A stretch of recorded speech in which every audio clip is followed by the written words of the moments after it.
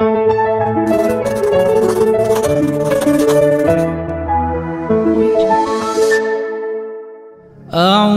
بالله من الشيطان الرجيم بسم الله الرحمن الرحيم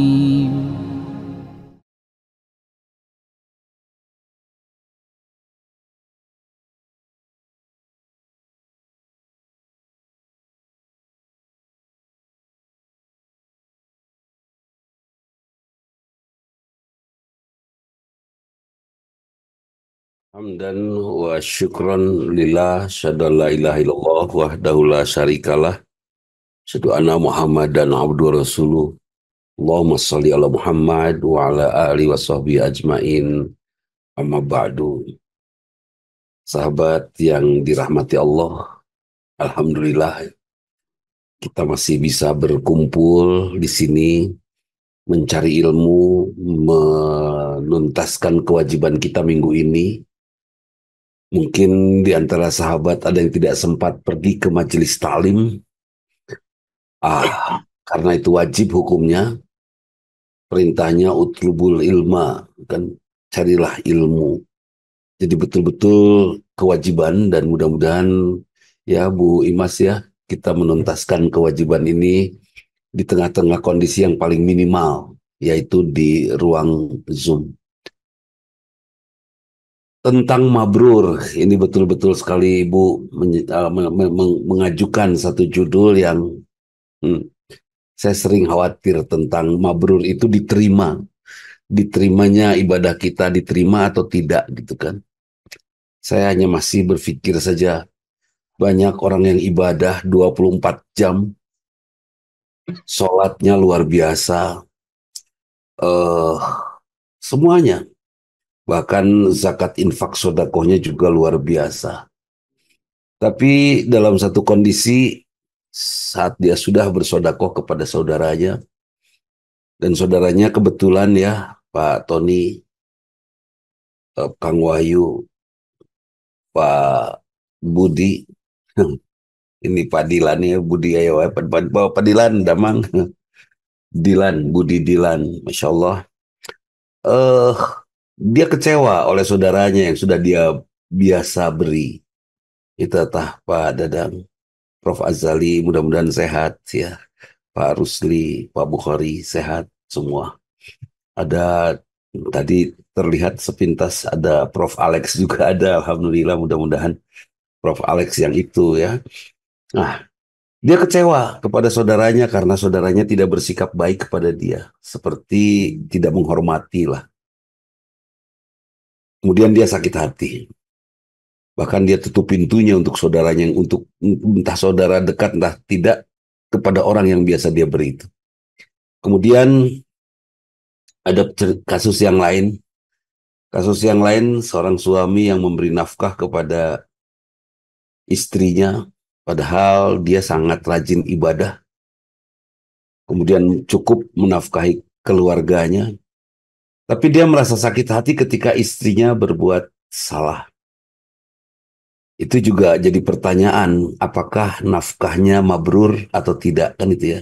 Atau apakah ibadahnya selama ini mabrur atau tidak. Nah ini Pak Jukardi, kadang-kadang kita menganggap sudah selesai ibadahnya, sudah aja. Dan mudah-mudahan Allah menerima, bahkan dengan berbaik sangka, kita yakinkan Allah menerima ibadah kita.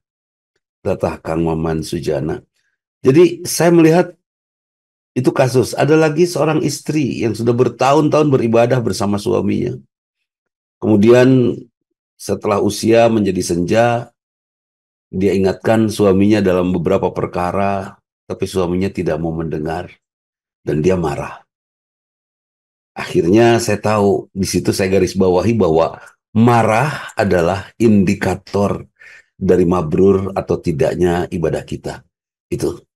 Nah, cinebet hubungannya dengan marah apa? Seyogianya semua ibadah membuat kita yakin bahwa semua yang terjadi adalah anugerah Allah. Satu itu. Ya kan, dari ibadah kita ucapkan Allahu Akbar dalam sholat kita, tumbuh keyakinan semua dari Allah. Kemudian karena semua dari Allah, termasuk orang yang berburuk sikap kepada kita ya Pak Nandang ya. Orang yang bersikap buruk kepada kita itu pun adalah utusan yang Allah sampaikan kepada kita untuk menguji. Ya, liyabluwakum ayyukum ahsanu amala, untuk menguji siapa di antara kamu yang paling ahsan amalnya. Menguji apakah kita masih terpengaruh oleh keburukan orang lain sehingga serta-merta kita biarkan diri kita ketularan dosa oleh kesalahan yang lain. Anak saya berbuat salah, saya tidak marah. Kenapa? Saya akan biarkan anak saya tetap dalam posisi salah. Saya tidak mau mengangkat derajat salahnya itu jadi dosa karena saya bapaknya marah. Kan itu ya. Tadinya anak saya salah, nabrak pagar pakai motornya. Itu salah saja, belum tentu dosa. Tapi ketika saya marah dengan amarah saya, itu jadi dosa anak saya. Istri mungkin salah, Pak Rusli. Tapi ketika suaminya marah gara-gara kesalahan istri, maka marah suaminya akan membuat istrinya jadi dosa. Kan itu. Nah ini juga nggak tahu, pikiran saya seperti itu. Nah jadi ini sudah saya bicarakan dengan Kang Ferry ini. Dari Ferry Bandung itu judulnya. Dari kepada Kang Ferry. Jangan sampai salah itu naik derajatnya jadi dosa. Biarkan salah itu tetap salah saja.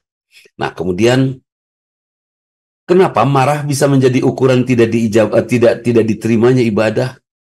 Kalau ada kalimat wailul lil musallin alladzina hum an salatihim sahun, celaka untuk orang-orang yang salat yang lalai dari salatnya. Di antara orang yang lalai dari salatnya adalah orang yang mengabaikan kalimat assalamu alaina wa ala ibadillahi sholihin, keselamatan bagi kami dan bagi hamba-hamba yang soleh. Kang Jajat berbuat salah, Kang Jajat. Saya kecewa, marah kepada Kang Jajat ini. Nah, pada saat itu saya sedang tidak menyelamatkan Kang Jajat. Pada saat itu saya sedang memuaskan diri saya sendiri. Nah itu Allah marah, wailun, celaka. Kira-kira kalau wailul lil musallin, celaka untuk orang-orang yang sholat, itu sholatnya mabrur tidak? Tidak. Oh, jadi apa sih output yang harus hadir dari ibadah itu? Output yang harus hadir dari ibadah supaya ibadah kita mabrur, ini pikiran saya adalah sikap. Di mana saya merasa yakin akan amanah. Hati ini amanat dari Allah. Saya jaga. Saya tidak akan membiarkan hati saya dikuasai oleh Kang Jajat Sudrajat. Suatu saat Kang Jajat Sudrajat berbuat salah, saya tidak akan terpengaruh. Silahkan salah. Saya tidak mau ikutan salah. Cukup buat saya memperbaiki saja dengan mengingatkan Kang Jat, itu salah, beres. Mau nurut, mau enggak, terserah. Seorang ibu yang menasihati suaminya yang sudah berusia tidak perlu memaksakan suaminya nurut sama ibu. Jangan, Bu. Ibu jangan bangga ketika suami nurut. Bahaya itu. Udah aja. Tapi Ustaz, udah makin tua teh suami saya makin heras hulu. Ya iyalah. Makin kepalanya juga sudah berumur, pasti makin keras, lebih keras dari kepala bayi pasti. Dan satu hal, kenapa banyak istri mengatakan suaminya keras kepala dan susah dikasih tahu setelah berusia? Geus kolot mah merekedawang, jenah gitu. Bukan sudah tua merekedawang, bukan Paman Surjana, bukan merekedawang setelah tua, tapi istri mensikapi kelakuan suami sudah tanpa cinta. Ya kan? Kalau masih cinta mah kekasih menumpahkan cangkir dari air dari cangkirnya itu oleh kekasihnya dibilang, aduh sayang udah biar nanti aku elap. Menibagur pisan kan itu ya. Tapi si bapak yang sudah sepuh menjatuhkan menumpahkan air dari cangkirnya, istrinya langsung melotot, dasar aki-akinya cik atuh sing hati-hati tapi jadi bala jadi baik itu jadi pabala tak para rugu. Jadi sebetulnya sama kasusnya menjatuhkan air, hanya mensikapinya yang satu masih dengan cinta, yang satu sudah tanpa cinta. Jadi sebetulnya tidak ada suami keras kepala teh, yang ada cinta yang sudah mulai pudar. Aduh gayanya Bu Imas tah, cinta yang sudah mulai pudar. Nah jadi di apa namanya diwaspadai oleh kita. Nah kemudian siapa yang mabrur itu nanti Bu Ibas akan menyampaikan sejentre-jentrena. Yang mabrur itu menurut saya adalah semua ibadah yang kita lakukan dan membentuk perilaku kita.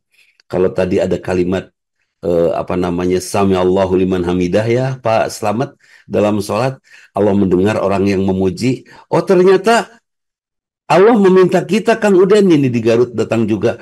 Allah meminta kita, Kang Uden, Allah meminta kita untuk memiliki hati yang sehat. Kang Uden harus bahagia. Caranya Kang Uden supaya bahagia gimana, Kang Uden? Caranya sederhana, Kang Uden. Puji semua anugerah Allah. Punya istri, puji. Udah, jangan kita utak-atik keburukannya. Keburukannya lupakan. Kalau bisa diperbaiki, perbaiki. Kalau tidak, lewat. Udah. Yes. Terus punya tetangga, kita puji tetangga kita. Kita bahagia bersama orang-orang baik, kan itu. Punya anak, kita puji aja. Oh, anak saya nggak naik, Ustadz nggak naik kelas sekarang. Alhamdulillah, berarti kita bersodakoh 1 tahun lagi ke sekolah itu. Beres kan? Pahalanya jadi bertambah, nggak usah pakai marah. Tapi ini baru sejarah pertama ini dalam keluarga besar kami. Keluarga besar kami semuanya dokter. Dokter, anak ini aja nggak naik. Ya sudah, ini adalah peringatan kepada keluarga bahwa di dunia ini tidak ada yang sempurna. Kan itu ya. Tapi Ustadz, keluarga kami begini, keluarga suami saya begitu. Membedakan dua keluarga. Matak dikawinkeun ge supaya masing-masing saling belajar tentang perbedaan itu. Kan itu ya. Puji aja. Alhamdulillah Ustadz, saya punya istri teh gampang marah. Alhamdulillah. Berarti sekarang bapak yang sangat lembut tanpa marah sudah punya backing seorang istri yang pemarah. Lumayan kan? Dibawa ke pasar, baturnya ngangang, istri nu maju kan itu. Ayo nu batur wow, ke kita, nanti istri yang membelanya, malasnya ngangang, kan itu. Tidak ada yang buruk. Semuanya kita hadapi dengan kebahagiaan, memuji. Puji saja. Oh, itu kalimat Sami Allahu liman hamidah adalah kalimat yang memaksa kita untuk memuji apapun anugerah Allah. Ya, sok naon, apa yang tidak mengasihkan buat kita. Di rumah ada ular, berarti di rumah harus ada perbaikan fondasi. Mungkin karena di balik fondasi itu ada lubang-lubang ular. Di rumah banyak lalat, bukan kita harus membenci lalat itu, kita harus koreksi. Mungkin di rumah kita ada sampah yang tidak terbuang sehingga lalat hadir. Di rumah banyak semut, oh mungkin ada sampah yang tidak terbuang dan seterusnya. Bahkan ketika air kopi kita dirubung oleh semut, berbahagia karena kopi kita sehat. Buktinya semut juga tidak takut. Kan sekarang mah, dulu ada peribahasa, ada gula, ada semut. Sekarang mah ada gula, semut kemana? Nggak ada, sok cobaan gerak. Di rumah ditumpahin gula, aurkeun, saya yakin nggak akan ada semut itu. Ya, termasuk air ya, gula dicairkan, kemudian ditumpahkan, itu nggak akan ada semut. Kecuali kalau gulanya beneran asli, seperti itu. Oh, berarti gula ini racun. Oke, kalau begitu mulai hari ini saya tidak akan makan gula. Kenapa? Karena semut pun tidak mengkonsumsinya. Kan beres.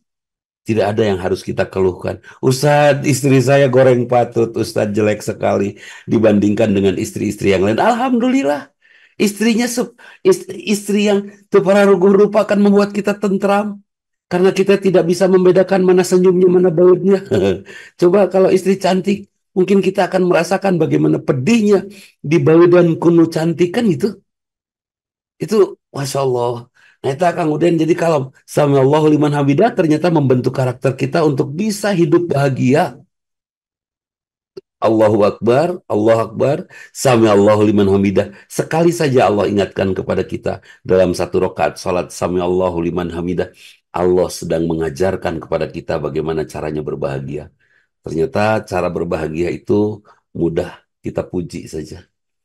Tadi Bu Emma Sehan, saya men-scroll ya, kontak, kebetulan kalau saya jawab salah satu chatnya itu langsung ngahulang itu handphone teh. Padahal menurut saya dalam versi saya itu handphone terbaik. Ngahulang, dia melalui, saya scroll aja. Saya doakan satu-satu, udah pasti teteh jawabannya amin, nuhun, jazakallah gitu kan. Udah tidak saya jawab, tapi saya scroll, saya jawab semua, saya doakan semua. Saya bahagia sekali.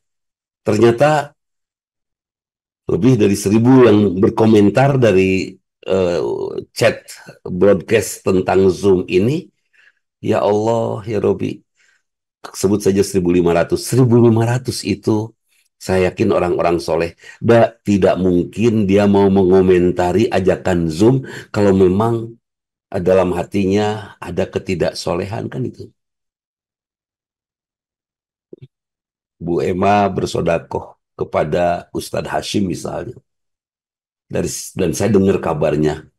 Misalnya saya dengar kabarnya, pada saat itu saya langsung mengucapkan kalimat Alhamdulillah.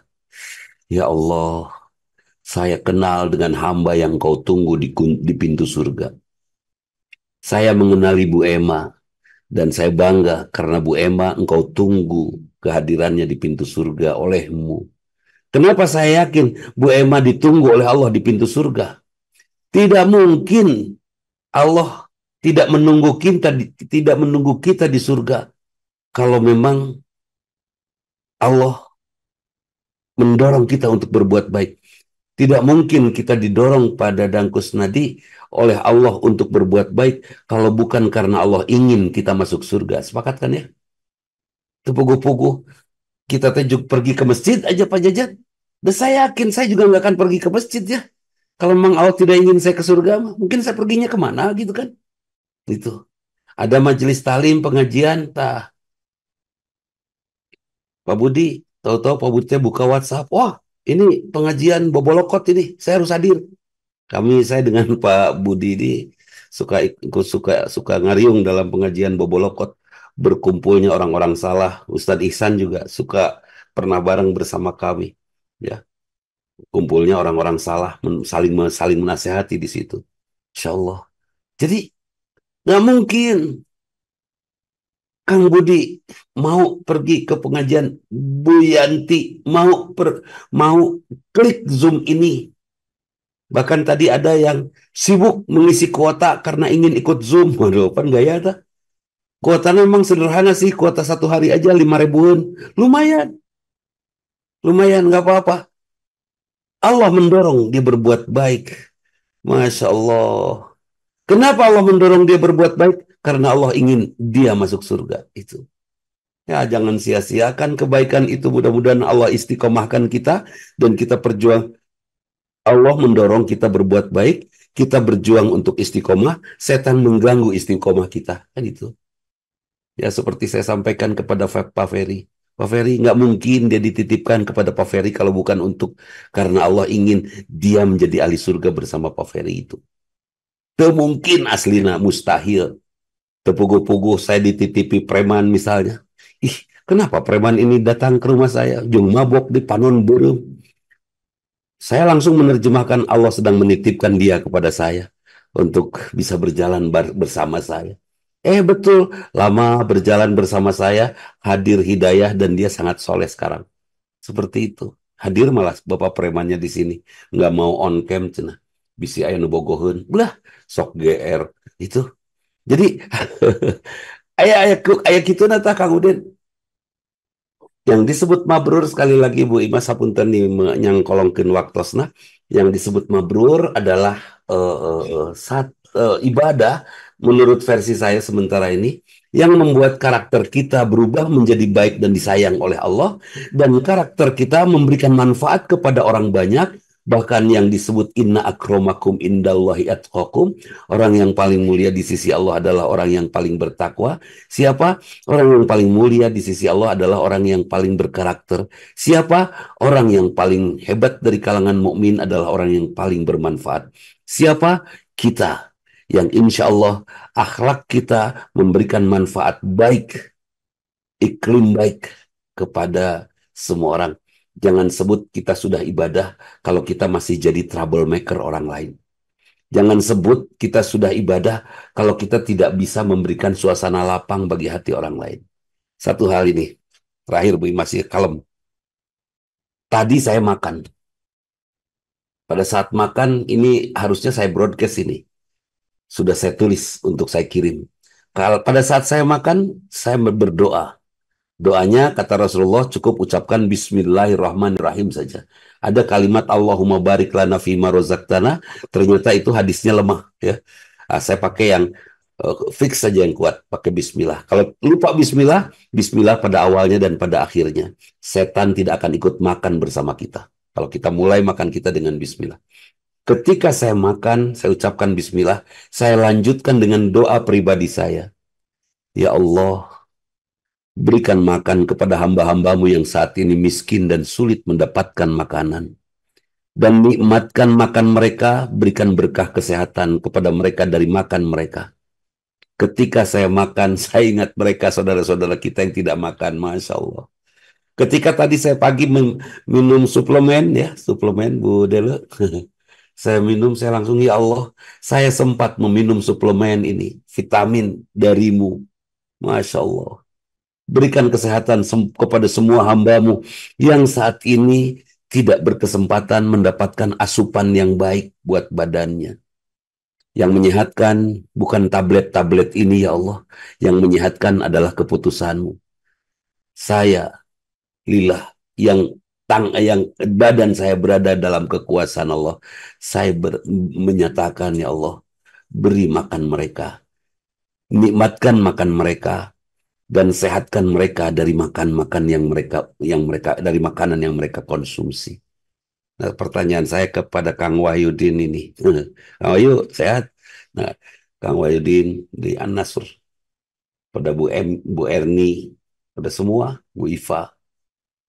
Pertanyaannya, pernah nggak pada saat mau makan kita ingat kepada mereka yang mungkin sedang tidak makan atau sedang tidak makan 2-3 hari ini? Mudah-mudahan kita selalu ingat kepada mereka dan kita doakan mereka. Wajib rasanya kita belajar kembali membeli buku-buku untuk mempelajari mana yang sesuai dengan apa yang dicontohkan oleh Rasulullah, mana yang tidak. Jangan sampai ketika kita ditanya sholat, wah, nah abet gitu sholatnya, cek si dadangnya kieu lah, karena dadang bukan nabi ya. Widi, nah bulan puasa teh batur Ramadan 5 Januari ada cek si Abdul gitu kan. Jangan, mereka bukan nabi, kita meniru kepada nabi saja. Yang perlu digarisbawahi kenapa harus sesuai dengan nabi, karena nabi adalah uswatun hasanah, contoh yang sempurna dalam ibadah. Jangan ditambahi, jangan dikurang. Dan hal yang sangat penting pada Gus Nadi, Nabi Muhammad itu berdarah-darah menyampaikan al-Islam. Catat ini, berdarah-darah menjaga amanah Allah menyampaikannya kepada kita. Apakah akan kita sebut kurang ibadah Rasulullah? Oh, Rasulullah kan tidak melakukan itu. Tenanawan Rasulullah itu kemudian hari tamat can zaman waktu itu belum zamannya, kan ini juga nggak salah. Jangan ada kata-kata nggak salah. Datu salah meren kieu ge. Jangan pada kata-kata itu. Mungkin tidak salah tapi tercocok gitu dengan contoh Rasulullah SAW. Ya, salah sih dengan takolen karena Rasulullah mengatakan ini Bun, apa namanya, man kadzdzaba alayya muta'amidan falyatabawa maq'adahu minan nar. Masya Allah, barang siapa berdusta mengatasnamakan aku, yeuh cek Rasul puasa teh Senin Kemis kudu unggal poe cek Rasul. Di mana Senin poe unggal poe Senin Kemis? Tahajud teh kudu getol siang malam cek Rasul. Kalau kita sudah mengatakan cek Rasul itu sudah tidak beres itu. Apa kata Rasulullah? Yatabawa maq'adahu minan nar. Siapkan kursi tempat duduknya di neraka. Subhanallah. Tadi betul kata Bunda, disampaikan siapa yang duluan masuk neraka? Saya, kami, ya, para penyampai agama yang bisa saja kepleset sok tahu tah eta. Ya, sok tahu menyampaikan al-Islam, menganggap karena punten ya, karena saya ditatap oleh, sebut saja di mimbar saya ditatap oleh 100 orang dan 100 orang itu menatap colohok mengagumi saya misalnya, kemudian saya merasa apa namanya, jumawa. Kemudian ada yang bertanya, Ustaz, bagaimana hukumnya saya korupsi, kemudian hasil korupsinya saya bagikan kepada masyarakat luas dan ini sangat bermanfaat seperti Robin Hood. Nges, di sini bukan ada Robin Hood, yang ada Dadang Hood. Ya, pada Dangkus Nadi Dadang Hood itu. Nggak usah, tetap maling memaling, gitu kan, potong tangan hukumannya kan seperti itu ya. Tidak ada istilah. Pernah dulu saya bertanya Pak Ferry, ada yang nanya sama saya tentang saya korupsi gitu ya, harus saya apakan uang ini. Kemudian saya konsultasikan ke beberapa ulama waktu itu ya, katanya, oh ya udah jadikan fasilitas umum aja, kan itu uang rakyat. Saya katakan, satu pas. Dan ada seorang anak muda waktu itu yang lebih tua dari saya, hanya disebut anak muda. Waktu itu saya muda banget.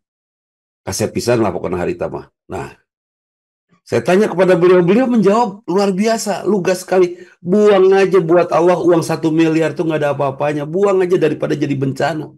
Dan oh, Anda yang koruptor susah untuk tobat kecuali potong tangan, guys. Kan itu ya. Hanya potong tangan, tidak ada tobatnya lagi itu buat koruptor itu. Jangan salah itu. Kalau tidak dipotong tangan di sini, nanti di sana. Begini, ini ilustrasi saja. Kenapa maling dipotong tangan?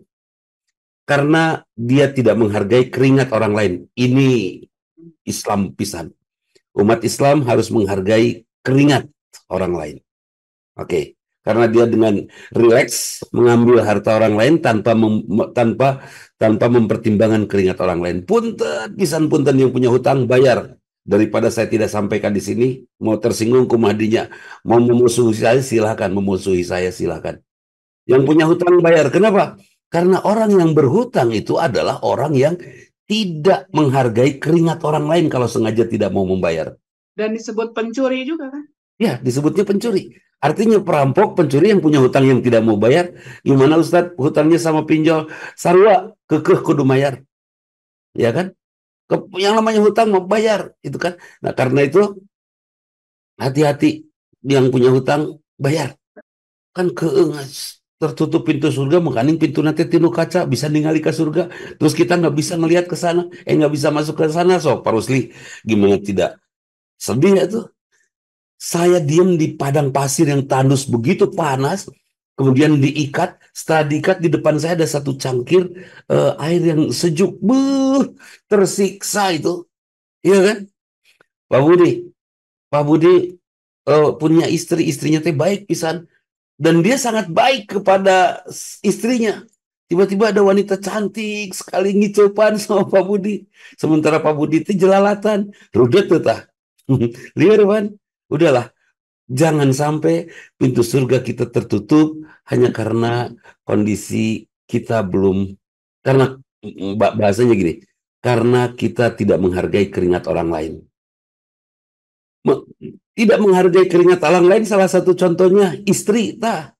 Suami sudah berkeringat mencari nafkah, kedihargaan malah dimarah. Waspadai sama dengan koruptor tah. Tidak menghargai keringat orang lain. Atau suami, istri sudah masak tidak mau makan. Tapi memang dia istri teh masaknya sok seenaknya, dia suka jengkol teh jengkol hungkul ari urang teresepan kumaha atuh. Masa harus menghargai gitu kan? Akhirnya minta maaf lampunten ya sanes tengah hargaan mamah masak. Ya jengkol menu berbagai menu dari semur jengkol. Ini semua perjengkolan. Duh, nggak bisa saya makan punten, bisa bukan saya tidak menghargai mulek gitu kan. Atau Ustaz ini Ustaz pagi-pagi ceplok endog, siang dadar endog, malamnya balado endog, kapan ngararan endog enjingnya. Iya, enjingnya itu tadi ciak-ciakan. Itu dulu awal Ibu Mas menyindiran di awal perjalanan rumah tangga saya pagi-pagi ceplok telur sore-sore telur ceplok aja tinggal malik aduh ya Allah yang jelas seperti itu. Nah sahabat yang dirahmati Allah mudah-mudahan ibadah kita diterima. Tadi Ibu Mas menatapnya dari sisi sunnah harus sesuai sunnah, saya menatapnya dari output harus seperti apa hasil daripada ibadah itu kepribadian. Dua sudut pandang yang sempurna mudah-mudahan ya. Ini bisa dijabarkan lagi dari Bu Imas tadi sudah 40% sampai di benak kita. Dari saya 20% sampai di benak kita. Mudah-mudahan kita bisa jabarkan. Dan satu hal, bahwa Zoom ini buat saya secara pribadi Bu Emma adalah nasihat untuk saya. Turnuhun kepada para asatid semua, pada ustadz semua, Ustadz Hashim, kehadiran Ustadz Hashim meskipun hanya duduk buat saya sangat bermanfaat sekali. Optimis ini kakak saya satu ini luar biasa. Terima kasih Ustadz Hashim. Ada Ustadz Ihsan, Kang Alex luar biasa. Karena saya merasa mendapatkan, saya duduk di sini mendapatkan nasihat yang luar biasa dari banyak sahabat. Saya sering digaplok. Kemudian tadi banyak yang nanya melalui WhatsApp, Ustadz dapat sponsor dari mana? Apakah mana tayu? Apakah dari sini enggak? Ini Raka. Makanya Ustadz tiba-tiba itu belakangnya Raka apa Ustadz? Iya, kan ini Raka. Betul, ini Raka Tour dan kebetulan saya berumroh dan haji sekarang bersama Raka Tour. Raka Tour ini tempatnya di mana? Di tempat prakteknya Profesor Taufik Busoiri ya, di depan gerbang Betul, teman lalu lintas. Mengkolna kakenca, ulah kakatuh mah kakaretaan. Mun kakenca periksa THT. THT teh singkatan telinga, hidung, telinga, lempengkeun lah. Tong dipengkolkeun kana tenggorokan. Pokoknya seperti itu. Ada yang nanya, Pak Kang Widi, ini disponsori siapa sih sampai 3 tahun gini? Alhamdulillah, sponsor dari kegiatan Zoom ini boleh saya umumkan dari Al-Ghani. Al-Ghani itu siapa? Allah Subhanahu wa Ta'ala. Dari Allah Subhanahu wa Ta'ala saja, biar Allah yang Maha Kaya saja yang akan mendorong, membantu, memudahkan kegiatan majelis kita. Jadi tadi banyak sekali. Saya juga agak kaget, Bu Delo, kenapa banyak orang nanya siapa sponsornya? Emang kunaon sih? Sponsornya dari Allah Subhanahu wa Ta'ala, Al-Ghani. Mudah-mudahan insya Allah saya ikhlas, Bu Imas ikhlas, Pak Wawan ikhlas, Ustaz Hashim ikhlas, Ustaz Saiful Hudaya ikhlas, semua kita ikhlas. Insya Allah ilmu yang ikhlas bisa mengantarkan kita kepada kematian yang ikhlas ya, Kang Alex ya. Mudah-mudahan Kang Alex juga ikhlas, made maut anjing ya ikhlas insya Allah. Karena memang kemana lagi kita akan melangkah, faidah tadhabun ila mardatillah, kita akan berangkat menuju ridho Allah. Kapan ridho Allah itu kita rasakan?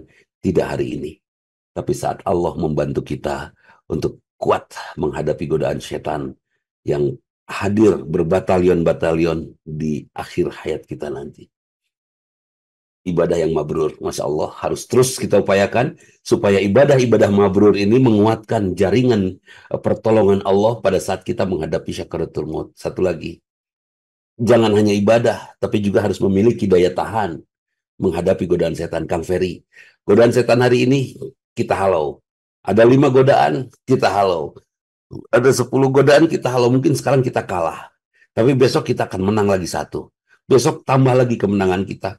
Sampai pada saat turnamen terbesar, nanti pada saat syakaratul maut, setan sudah tidak berani lagi mengganggu kita. Karena kita sudah terbiasa menang melawan godaan setan. Godaan setan itu ada di rumah geningnya. Pika keheuleun, pika amakeun. Kan itu ada di rumah. Pika sebeleun. Pika sebeleun. Ada bahasa Sunda yang tidak bisa di Indonesia kan. Piring mah moal paket trok jeung piring tetangga, tapi paket trok jeung piring sapadaringan. Dah, sok terjemahkan ke bahasa Inggris. Hese. Itu. Jadi piring itu tidak akan berbenturan dengan piring tetangga, tapi dia akan berbenturan dengan piring yang sama-sama berada dalam satu rak. Nah, itu panjang teuing, Pak. Pokoknya waktu itu yang jelas mudah-mudahan kita semua mukhlisin, ikhlas, ibadah ikhlas mengikuti sunnah Rasul ya. Kang Budi panas dalam ini. Dan mudah-mudahan sesuai dengan sunnah Rasul ibadahnya. Kemudian kita juga ikhlas menyerap ibadah menjadi perilaku kita. Dan mudah-mudahan perilaku kita menjadi perilaku mukmin yang paling bermanfaat. Karena mukmin yang terbaik adalah mukmin yang paling bermanfaat. Satu hal yang ingin saya garis bawahi buat sahabat semua. Rasul Muhammad ketika kecil dibawa oleh kakeknya Abdul Muthalib. Ngumpul bersama teman-teman kakeknya dan ngobrol. Sehingga anak mengerti komunikasi orang tua. Dari situ muncul anak-anak yang berbudi. Saya ingat sekali dulu, waktu saya kecil. Kalau papi kedatangan tamu, ngabring banyak tamu, itu pasti saya atau semua keluarga, anak-anaknya pasti dipanggil, Kadi, salim heula, salim. Kita disuruh menyalami tamu itu, terus duduk dulu sebentar, sekedar mendengar. Manfaatnya kita mengerti komunikasi bersama orang tua dan mengerti bahasa orang tua. Hasilnya apa? Kalau kita mengerti, anak mengerti bahasa orang tua, anak mudah dinasehati oleh orang tuanya. Kenapa banyak orang tua susah menasehati anak sekarang? Jangankan menasehati, anak tidak ingin mendengar suara orang tuanya seperti orang tua malas mendengarkan suara anaknya. Waspadai itu. Itu saja, mohon maaf bila ada sesuatu yang tidak berkenan. Sekali lagi, donatur yang ada di Zoom ini adalah donatur tunggal dan tetap, yaitu dari Al-Ghani, Allah Subhanahu wa Ta'ala. Sakitun kapi hatur hapunten bilain kemerna. Aku lu qouli hadza wa astaghfirullah li wa lakum. Assalamualaikum warahmatullahi wabarakatuh.